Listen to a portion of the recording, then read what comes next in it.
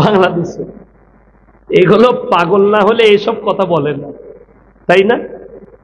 ভারতে 14.5 লাখ সেনা আছে। কত? 14.5 লাখ ভারতের সেনা আমাদের, আর বাংলাদেশে মাত্র 1 লক্ষ কত হাজার। আচ্ছা বলুন, যদি 2 লাখই ধরেন, 2 লাখ সেনা বেশি না 14.5 লাখ বেশি? 14.5 লাখ বেশি। তাইলে যে বলছে সে একটু নেশা ফেশা করে বলছে, কলকাতা দখল করবে, তাই না? একটু নেশা করে বলছে। আমি বলবো শোনো, যেখানে যে সংখ্যালঘু আছে গোটা পৃথিবীতে, যারা সংখ্যা গুরু আছে তাদের দায়িত্ব হচ্ছে তাদেরকে সুরক্ষা দেওয়া। এটা ইসলাম। যারা বাংলাদেশের মৌলবি আলেমরা উস্কানিমূলক বক্তব্য দিচ্ছে, তাদেরকে অনুরোধ করে বলছি, রাসূল সাল্লাল্লাহু আলাইহি সাল্লামের আখলাককে ফলো করো। নবীজি যেদিনে মক্কা বিজয় করেছেন 5টা বার্তা দিলেন। এটা বাংলাদেশের আলেমদিকে বলছি ফলো করতে, আমার বয়ানটা বাংলাদেশের মুসলমানকে বলছি ফলো করতে। নাম্বার 1, তোমরা বৃদ্ধকে মারতে পাবে না। নাম্বার 2, বৃদ্ধাকে মারতে পাবে না। নাম্বার 3, শিশুকে মারতে পাবে না। নাম্বার 4, আত্মসমর্পণ করলে মারতে পাবে না। নাম্বার 5, কাবা ঘরে প্রবেশ করলে তোমরা মারতে পাবে না। সাহাবীদের হাত বেঁধে দিলেন রাসূল। আর যারা মন্দির ভাঙচুর করছে, ওখানে যারা মন্দিরে ভাঙচুর করছে, যারা নিরীহ হিন্দু ভাইদের উপরে অত্যাচার করছো, তাদেরকে অনুরোধ করছি তোমরা রাসূলের আখলাককে ফলো করো। দাওয়াত দাও ইসলামী পদ্ধতিতে। আল্লাহ যদি হিদায়েত দেয় তো হিদায়েত পাবে। হিদায়েত যদি না থাকে, তুমি তাকে মৃত্যু দিলেও হিদায়েত পাবে না। আমি কয়েকটা মৌলবীর নাম লুবো না, উস্কানিমূলক বক্তব্য তাদের শুনলাম, যেটা ভারতের মিডিয়ারাও দেখিয়েছে। উস্কানিমূলক বক্তব্য দিচ্ছে, টিকতে দেবো না, ভেঙে দেবো, তাড়িয়ে দেবো। এমনকি এই ভারতবর্ষ সরকারের উচিত, এই ভারতে মুসলিমরা হচ্ছে সংখ্যালঘু, আমাদের উপর অত্যাচার হলে এর জন্য দায়ী হবে মোদী সরকার। মুসলমানদের যদি এই মসজিদগুলো তলায় বলছে মন্দির আছে, সার্ভে করা হচ্ছে। আমিও বলেছি কলকাতা হাইকোর্টের নিচে একটা মসজিদ আছে, সার্ভে করতে হবে। এটা আমার দাবি, হতেই পারে।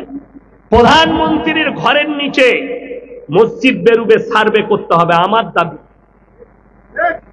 এই রকম ভারতের সরকারের উচিত, ভারতে যারা সংখ্যালঘু আছে তাদের সঙ্গে খারাপ ব্যবহার না করা, তাদেরকে সুরক্ষা দেওয়া। আজকে বড় কষ্ট লাগে, আমি ভারতের হিন্দু ভাইদিকে বলবো, কিছু গোবরখোর আর মুতখোর উঠে পড়ে লেগেছে উস্কানি দিতে, যে মুসলমানদের ঘর ভেঙে দাও, মসজিদ ভেঙে দাও। আজ পর্যন্ত একটা দেখাতে পারবেন না কোন মুসলমান ভারতে কোন মন্দিরে গিয়ে একটা ইসলামের ঝান্ডা টাঙিয়েছে।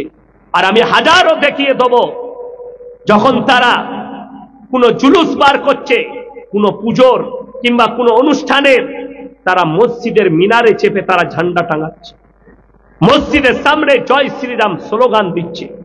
আরে ভাই, যদি মসজিদের সামনেই নাচবি আর মসজিদেই যদি তোরা ঝান্ডা টাঙাবি, তাহলে মন্দিরগুলো ভেঙে সব মসজিদ করে দে।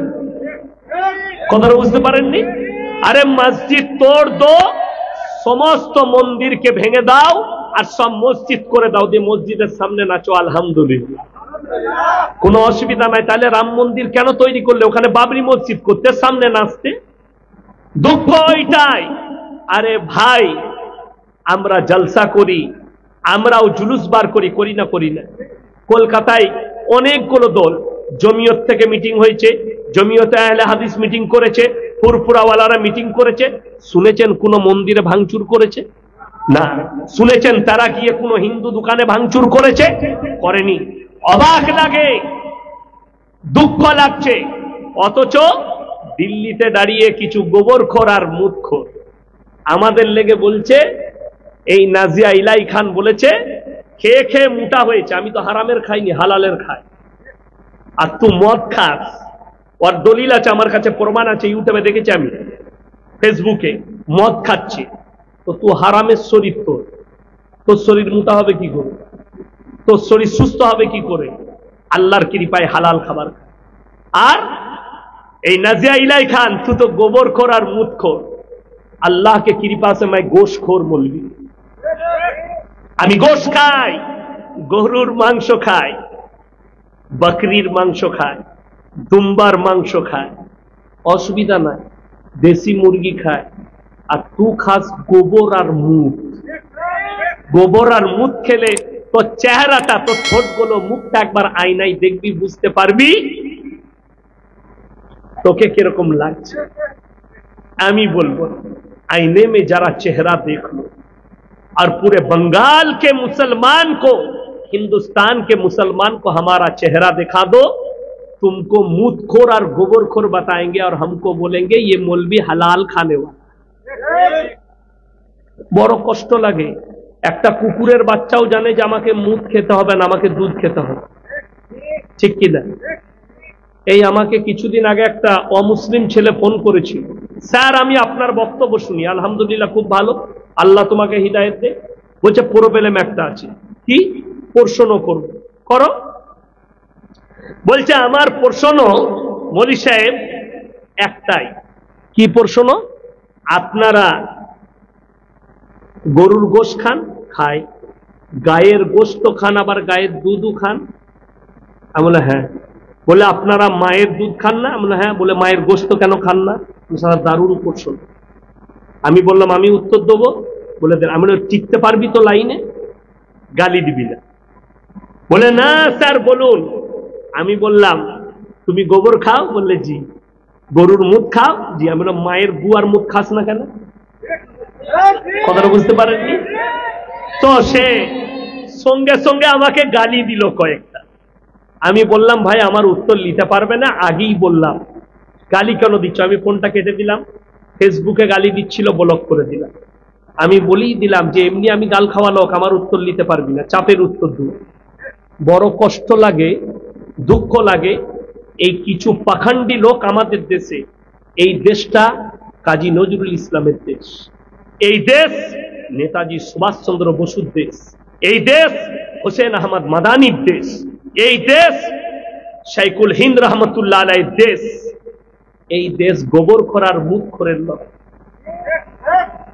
এই দেশটা আমাদের। যতটা রক্ত তুমি দিয়েছ অতটা রক্ত আমরা দিয়েছি। 56,000 আলেম খালি দেশের জন্য নিজের গর্দানটা দিয়েছে, তবে এই দেশ স্বাধীন হয়েছে। আর বাংলাদেশের মানুষকে অনুরোধ করব, আগড়াম বাগড়াম বকো না, ভুলভাল বকো না। কলকাতা দখল করার স্বপ্ন দেখছো। খালি কলকাতাতে তো 2 লাখ 3 লাখ সৈন্য আছে পশ্চিমবাংলায়, ঠিক কিনা? 4000 কিলোমিটার বর্ডার খালি পশ্চিমবাংলায় আছে, ভারতে আছে। তার মধ্যে 2000 থেকে 2500 কিলোমিটার খালি পশ্চিমবাংলায় বর্ডার আছে। 2500 কিলোমিটার বাংলার বর্ডার আছে। কত মিলিটারি আছে গুনেছ? হুমকি কাকে দিচ্ছ? দুঃখ লাগে। ভারতের এক জায়গায় দেখাতে পারবে না যে ঝান্ডাটা পুড়িয়েছে, বাংলাদেশের ঝান্ডায় পা রেখেছে। সর্বপ্রথম 1 সপ্তাহ আগে দেখলাম একটা মসজিদের সামনে ভারতের ঝান্ডাকে বিছিয়ে তার উপরে পা দিয়ে যাচ্ছে।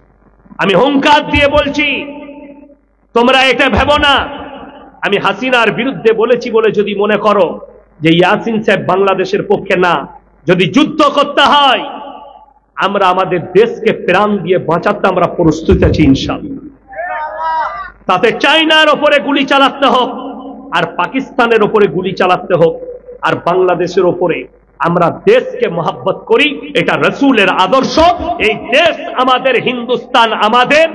এই দেশের ওপরে যারা চোখ তুলবে তাদের চোখ আর থাকবে না ইনশাআল্লাহ। ওই জন্যে দোয়া তোমাদের জন্যে। বাংলাদেশের মুসলমানরা আমাদের ভাই। কোন সূত্রে? হাদিস সূত্রে। এক মুমিন আর এক মুমিনের ভাই ভাই। তোমাদের জন্য মহব্বত, তোমাদের জন্য দোয়া, তোমাদের জন্য ভালোবাসা। কিন্তু মাথায় রাখবে আগড়াম বাগড়াম বকতে যেও না। একজন অবসরপ্রাপ্ত সেনাপ্রধান বলেছে 4 দিনের ভেতরে আমরা কলকাতাকে দখল করব। আমি তাকে দেখে, তার বক্তব্য দেখেই বুঝতে পারলাম লোকটা সুস্থ মস্তিষ্কের লয়, হয়তো ব্রেনটা চলে গেছে। যদি ওকে চিকিৎসা করাতে না পারেন আমি টাকা দেবো, আমাদের এখানে রাঁচিতে ভালো হসপিটাল আছে পাগলের, সেইখানে পাঠান, একে চিকিৎসা করাবো।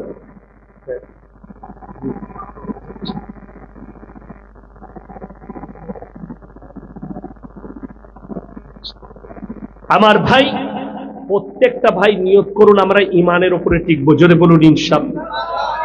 ইমানের উপরে যদি টিকেন পৃথিবীর কোন শক্তি আপনার ক্ষতি করতে পারবে না।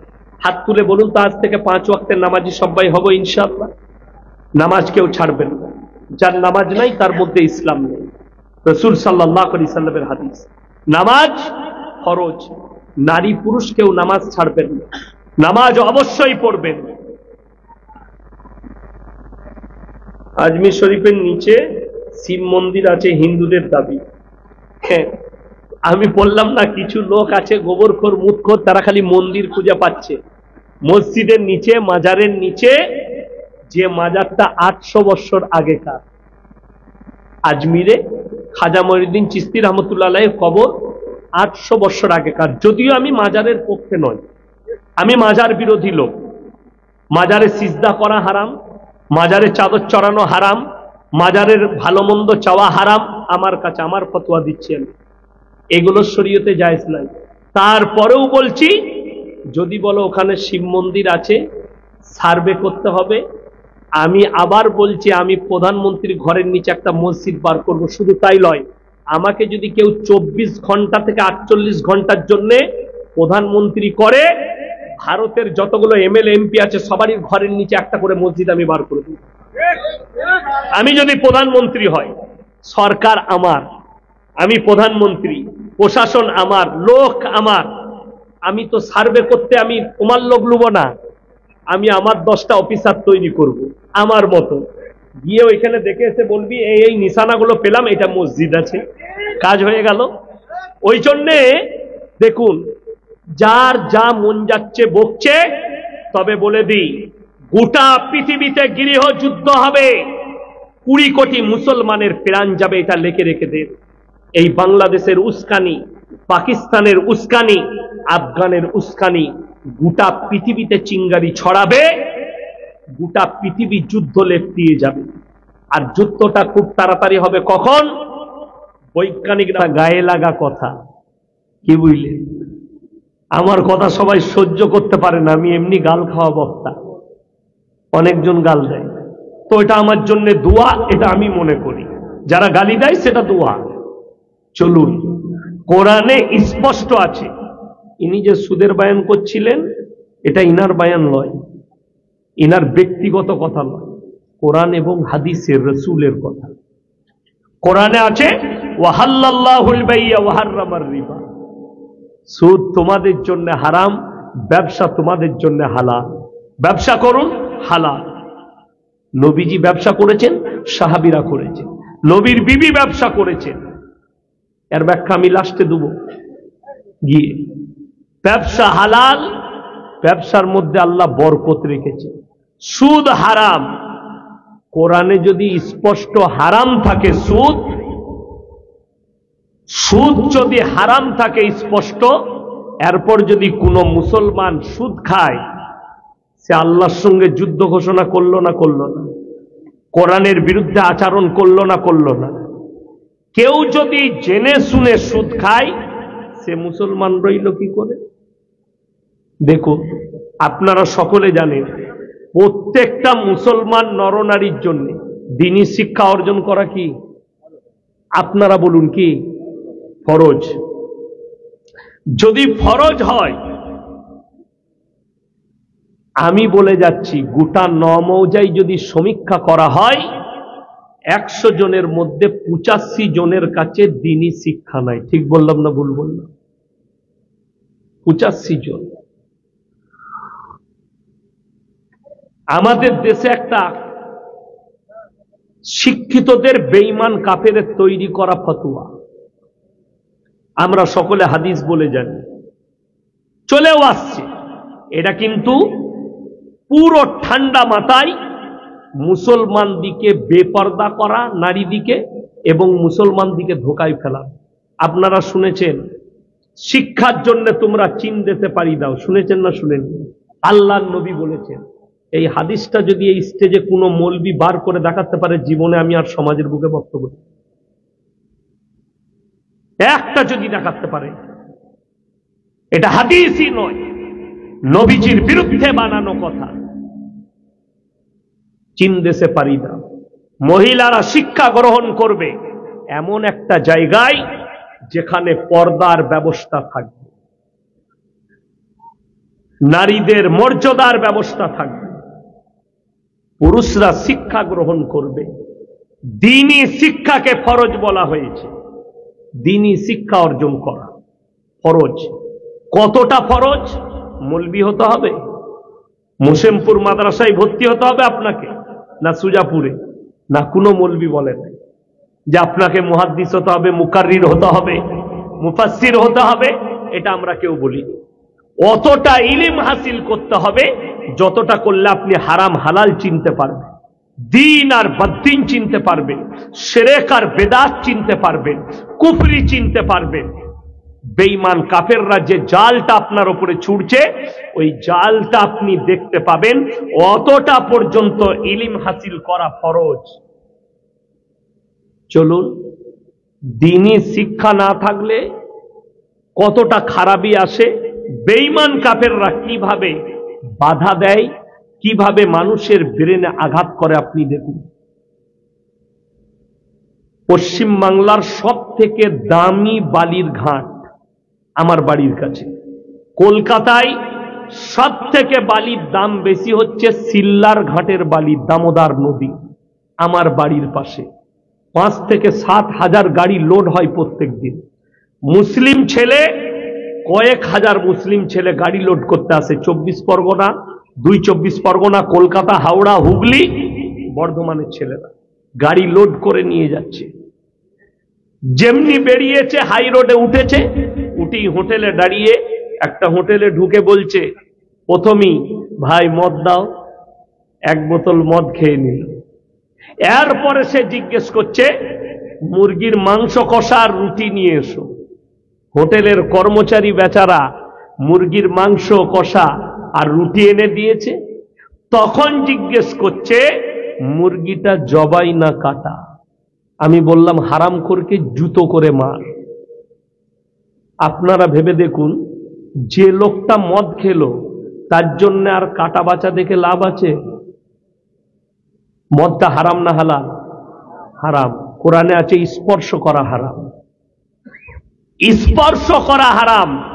আর সে মদ খাচ্ছে, অথচ সে ভাবছে মদটা খাওয়া যাবে, কিন্তু মুরগির মাংস খেলে আমাকে জবাই খেতে হবে। কেন ভাবলো এটা?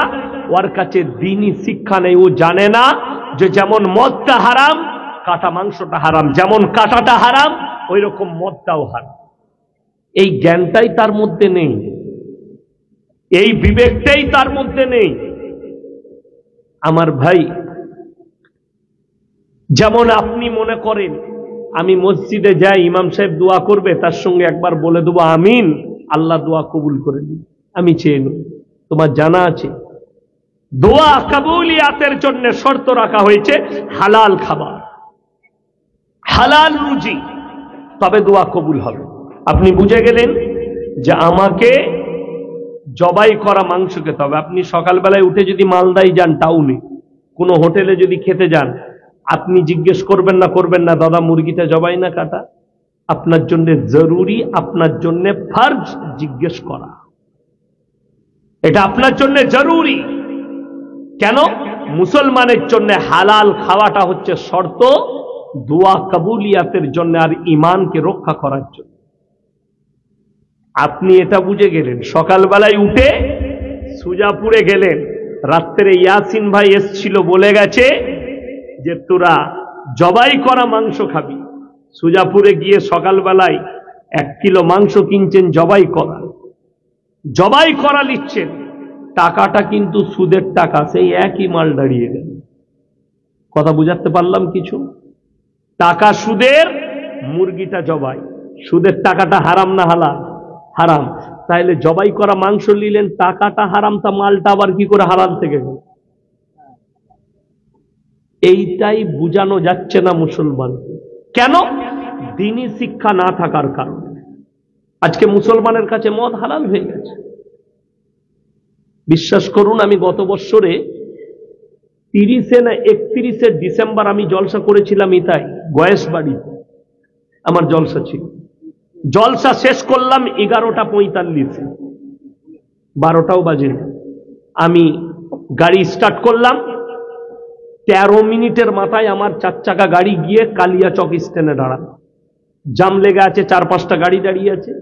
আমি ম্যানেজারকে বললাম, দেখো কি হয়েছে, কেন জাম? গিয়ে দেখছে গোটা রোডটায় বোম বিছানো আছে। বিছিয়েছে কারা? মুসলিম যুবকরা। 1 জানুয়ারি পালন করবে বোম ফাটিয়ে রাত 12টায়। একটাও অমুসলিম নয়, সব মুসলিম। বোম ফাটালো, 10 মিনিট বোম ফাটলো, কয়েক লক্ষ টাকার বোম। প্রশাসন বাবুরা দাঁড়িয়ে রইল। আল্লামা ইকবাল বলেছেন, ইস ঘর কো আগ লাগি ঘর কি চিরাগ। মুসলমান, তোমরা নিজেদের ঘরে নিজেরা আগুন ধরিয়েছ, অপরকে গালি দিয়ে লাভ নেই। কাকে গালি দিচ্ছ? আজকে যতগুলো দেখছেন ভারতবর্ষে, পৃথিবীতে, ইসলামের দুশ্মন, সব থেকে বেশি দুশ্মন ইসলামের আছে মুসলমানদের ঘরেতেই জন্ম নিয়ে। একটাও অমুসলিম ঘরের নয় যাদিকে দেখছেন। আমি তার একটা উদাহরণ দিচ্ছি আপনাদের। এইখানে আমি দেখিয়ে দিয়ে যাব, প্রমাণ দিয়ে যাব যে রসুলের দুশ্মন এইখানে বসে আছে। আপনার রাগ হবে, কিন্তু আমার এই কথাটা যদি কোনো মৌলবি কেটে দিতে পারে, আমি জীবনে আর সমাজে কাল থেকে জলসাই করবো না, বাড়িতে বসে যাব। কিন্তু ক্যামেরা চলছে, সেই মৌলবিকে স্টেজে বসে প্রমাণ দিতে হবে হাদিস কোরআন খুলে। যোগী আদিত্যনাথ সরকার উত্তরপ্রদেশের 5 বছর আগে থানার একজন বড় বাবু, থানার বড় বাবু, এত বড় বড় দাড়ি, তাকে সাসপেন্ড করা হলো। দাড়িগুলো চেঁচে এসে আপনাকে জয়েন করতে হবে, তা না হলে আপনাকে জয়েন করতে দেওয়া হবে। তিনি বাড়ি চলে গেলেন, সাসপেন্ড করা হয়েছে। দাড়িগুলো চেঁচে এসে জয়েন করলেন চাকরি। ভারতের মুসলিম যুবকরা, মুসলিমরা ফেসবুকে, টুইটারে, ইনস্টাগ্রামে কি বলতে লাগলো? যোগী হচ্ছে আল্লাহর দুশ্মন। একটা পুলিশ অফিসারের দাড়ি চেঁচে দিয়ে যদি আল্লাহর দুশ্মন হয়, 90% মুসলমান সেলুনে গিয়ে নিজে থেকে দাড়ি চাচে। এরা কার দুশ্মন আমি তোমাদের কাছে জানতে চাই। দাড়ি রাখাটা কি? আপনাদেরকে একটা দলিল দিই। আমাদের দেশে একটা কমিউনিটি বাস করে, তাদের নাম হচ্ছে পাঞ্জাবি। পাঞ্জাবি দিকে জানেন না? জানেন না? পাঞ্জাবি ইউটিউব যাদের কাছে আছে এক্ষুনি সার্চ করুন, পাঞ্জাব পুলিশ লেখুন, বেরিয়ে আসবে। পাঞ্জাবিদের পুলিশরা, পাঞ্জাবিরা পুলিশের চাকরি করে, তাদের মাথায় পাগড়ি আছে, মুখেতে দাড়ি আছে। এটাতে হাত লাগাতে সরকার পারবে না। তার কারণ কি সরকার দায়ী? না, মুসলমান নিজেরা দায়ী। মিলিটারি ডিফেন্সে চাকরি করছে পাঞ্জাবিরা, তাদের মাথায় পাগড়িটাও আছে, মুখে দাড়িটাও আছে। সরকারের হিম্মত নাই তাদের দাড়িতে হাত লাগায়, তাদের টুপিতে হাত লাগায়। ভোট যারা বেশি পায় তারা জিতে, না যারা কম পায় তারা জিতে? যারা বেশি পায় তারাই জিতে। তো যদি একটা মুসলিমদের দাড়িওয়ালা ছেলে, সে যদি চাকরির লেগে ইন্টারভিউয়ে যায়, সেখানে যদি 100টা মুসলিম যুবক থাকে, যদি 98 জন দাড়ি চাচা থাকে আর 2 জন যদি দাড়িওয়ালা থাকে, এই 2 জনেরটা টিকবে না 98 জনেরটা টিকবে? ভোট তাদের বেশি, দাড়ি চাচার ভোটটা বেশি। অফিসার কি বলবে? যে তোদেরই খালি সুন্নত, এরাও তো মুসলিম, এদের মুখে দাড়ি নাই, তোমার চাকরি বাতিল, দাড়ি চেঁচে এসে। দোষটা আপনি সরকারকে দিচ্ছেন, গালিটা আপনি সরকারকে দিচ্ছেন, কিন্তু রসুলের দুশ্মন আমার আপনার বাড়িতে ঢুকে আছে। আপনি দাড়ি চাচ্ছেন, তা আপনার থেকে বড় রসুলের দুশ্মন কে হতে পারে? আর পাঞ্জাবিদের দাড়িতে যদি কেউ হাত লাগায়, সর্বপ্রথম তলোয়ার বার করে তার গর্দনটা কেটে দিবে। তারা ধর্মের ওপরে এত স্ট্রং। বাস্তব কথা বলছি, মদ খাওয়া কোরআনে স্পর্শ করা হারাম লেখা আছে। এরপরে যদি কোনো মুসলমান মদ খায়, সে আল্লাহর সঙ্গে যুদ্ধ ঘোষণা করলো না? করলো না? সে আল্লাহর সঙ্গে যুদ্ধ ঘোষণা করলো, রসুলের সঙ্গে যুদ্ধ ঘোষণা করলো। যারা আপনারা বহরমপুর যান, কলকাতা যান, 4 চাকা গাড়ি নিয়ে, মোটরসাইকেল নিয়ে, যখনই আপনি হাই রোডে পলসন্ডা মোড় পার করবেন, একটা ধাবা আছে, পাপ্পুদা ধাবা, পাঞ্জাবিদের। আমি মাঝে মাঝে ওখানে নাস্তা করি, চা খাই। পেরিয়ে এলে অবাক হয়ে যাবেন, তারা জানে আমরা যেখানে ব্যবসা করছি এটা মুসলিম প্রধান এলাকা, মুর্শিদাবাদ। এই জায়গায় ব্যবসা করছি, মালদা মুর্শিদাবাদের রোডে। যার কারণে বোর্ড লাগিয়েছে তার হোটেলে মদ খাওয়াটাও নিষিদ্ধ, মদ বিক্রিটাও নিষিদ্ধ, বোর্ড লাগিয়ে দিয়েছে। আর আপনি তার হোটেল ছেড়ে 5 কিলোমিটারের মাথায় মুসলিমদের হোটেল পাবে, হারামখোর মদও খায়, মদও বিক্রি করছে। এটা বাস্তব বলছি আমি। মুসলমান মদও খাচ্ছে, মদও বিক্রি করছে। আপনি গিয়ে দেখে আসুন মালদা জেলে হিরোইন পাচারে কে আছে? মুসলিমদের ছেলে। গাঁজা পাচারে কে আছে? সুজাপুরের অমুক ছেলে জেলে। গাঁজা পাচারে, হিরোইন পাচারে, মদ পাচারে, নেশাদ্রব্য জিনিস পাচারে কে আছে? মুসলিমদের ছেলে জেলে আছে। কেন? শিক্ষা, এডুকেশন আর দ্বীনি শিক্ষা নয়। যেটা মোল্লা বলছিলেন যে হারাম হালালের বিচার, এই জিনিসটা যাদের মধ্যে নেই, যে জিনিসটা হারাম তার ব্যবসা কি করে হালাল হতে পারে? যে জিনিসটা ইসলামে হারাম করা হয়েছে তার ব্যবসা ইসলামে বৈধ নয়, এটা লিখে নিয়ে যান।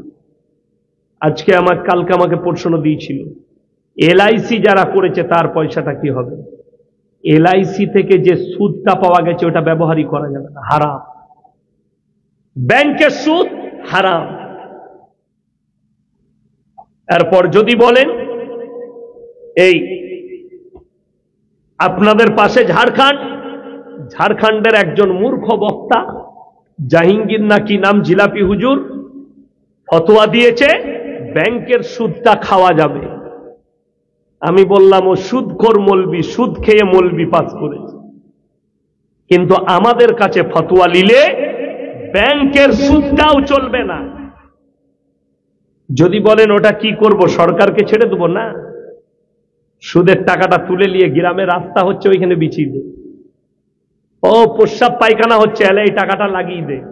গ্রামের উন্নয়নে লোকরা পায়খানা করবে, কত নোংরা টাকা বুঝতে পারছেন? ওটা লাগালে পায়খানা ঘরে লাগানো যাবে, প্রস্রাবখানায় লাগানো যাবে। মসজিদের প্রস্রাবখানা হচ্ছে, পায়খানা হচ্ছে, লাগিয়ে দাও। ভালো কাজে ইউজ করা যাবে না? এত নোংরা টাকা। রাসূলের হাদিস, 1 টাকা যদি কেউ সুদ খায় মায়ের সঙ্গে 36 বার জিনা করার সমান পাপ। আমি অনুরোধ করে বলে যাচ্ছি, যারা সুদের কারবার করেন আজ থেকে ইস্তেগফার করে নেন।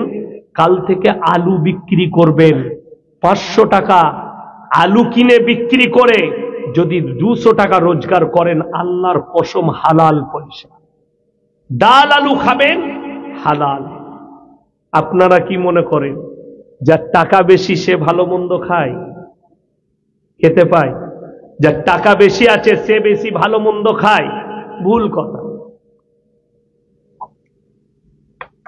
একদম রং। রুজির মালিক সকলে বলুন কে?